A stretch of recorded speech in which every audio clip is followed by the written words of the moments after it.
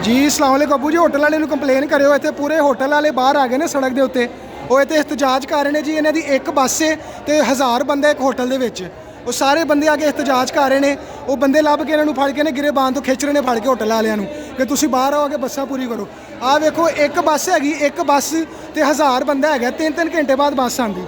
और सारे लोग जोड़े है इतने शोर पा रहे हैं, रौला पा रहे हैं। अब बड़ा गंदा निज़ाम है। उन्हें जिन्हें सानू भेजा ना वो तुम कहोगे कि किसी होर बंदे जो है ना दोबारा ना कभी इस होटल से भेजे। बहुत गंदा होटल जी। एक बस हैगी जे तो 1000-1200 बंदे इस होटल के।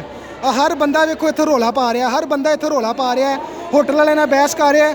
पूरे होटल वाले जोड़े है वो बाहर आ गए हैं, आके इन्होंने बस भी रोक ली है तो होटलों का भी तमाशा ला रहे हैं। और जिन्हें भेजा ना उन्होंने तुम कंप्लेन करो कि भाई दोबारा किसी बंदे आ वाला होटल जोड़ा है रिकमेंड ना करे। हर बंदा इतों परेशान है, हर बंदा आवाज़ार होया पे इन्हों तो।